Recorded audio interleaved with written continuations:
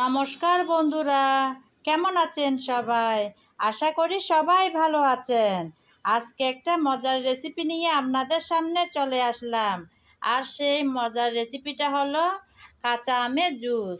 এখন তো প্রচণ্ড গরম, এই গরমে কিন্তু কাঁচা আমের জুস দারুণ হয় খেতে। তাই আজকে নিয়ে এলাম আপনাদের সামনে এই রেসিপিটা। কিভাবে এই মজাদার রেসিপিটা আমি বানিয়ে নিলাম দেখে নেওয়া যাক। মজার সেই আমের জুস বানানোর জন্য আমি এখানে একটা লেবু নিলাম আর 3টা আম নিয়েছি, কাঁচা আম। এগুলো দিয়ে হয়ে যাবে সেই মজাদার জুস। প্রথমে আমি আম কেটে ধুয়ে পরিষ্কার করে নেব। আম আমি কেটে নিয়েছি, এখন আমের জুস বানানোর পালা।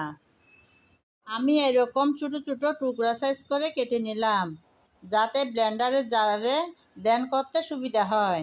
আমি কিন্তু আজকের আমগুলো সিদ্ধ করব না, কাঁচাই জুস বানিয়ে নেব। আমি এখানে লেবু নিয়েছিলাম, লেবু কেটে নিয়েছি। আমের টুকরাগুলো আমি ব্লেন্ডারের জারে নিয়ে নিলাম। এখন আমি কিছুটা পরিমাণ পুদিনা পাতা দেব, তাই দিয়ে দিলাম। তারপর দেব লেবুর রস। এই যে লেবু, আমি লেবুর জুস দিয়ে দিলাম।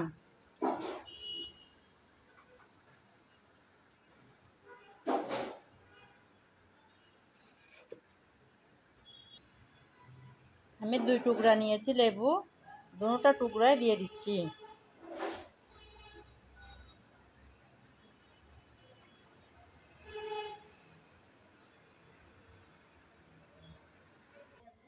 এখন দিয়ে দিলাম স্বাদ মতন চিনি। চিনি যে যার ইচ্ছা অনুযায়ী, যে যেরকম মিষ্টি খেতে পছন্দ করেন সেরকম দিয়ে দিলে চলবে। আমি যে আম নিয়েছি সেগুলো 2 কাপ পরিমাণ ছিল। 2 কাপ পরিমাণ আমের সাথে আমি 1 কাপ পানি দিলাম। এখন ব্লেন্ড করার পালা।